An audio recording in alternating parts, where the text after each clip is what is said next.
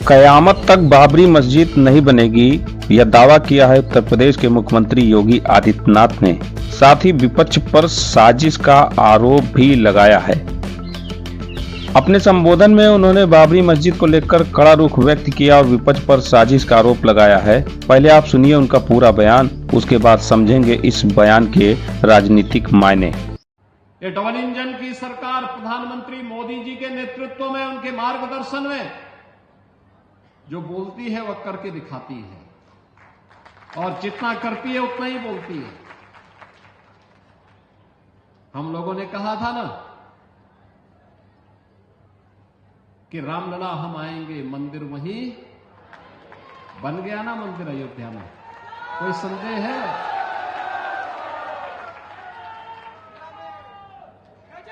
कोई संदेह है?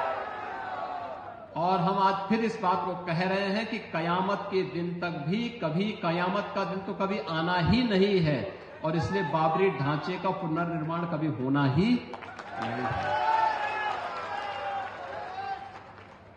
जो कयामत के दिन आने का सपना देख रहे हैं, ऐसे ही सड़ गल जाएंगे, कभी वह दिन आने वाला नहीं है।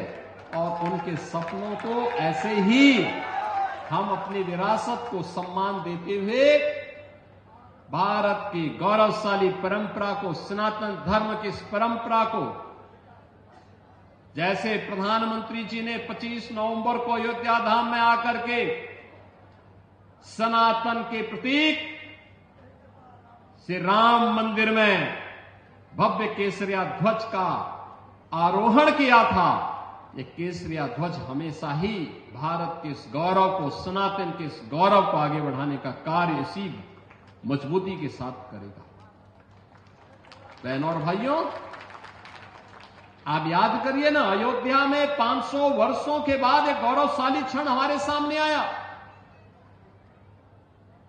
इन 500 वर्षों में अनेक राजा महाराजा आए, अनेक सरकारें आई होंगी। 1947 में भारत आजाद हुआ, 1952 में पहली चुनाव के बाद सरकारें बनी,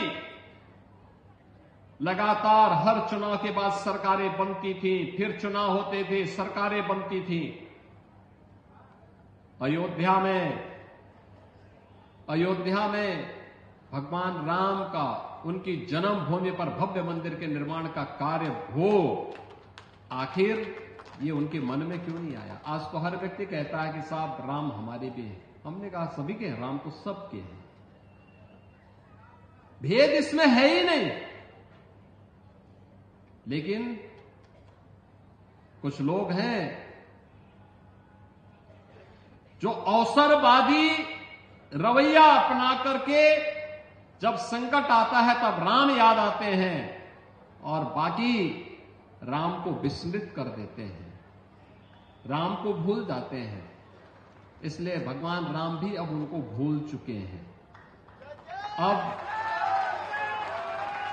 अब उनकी नैया कभी पार नहीं होनी है।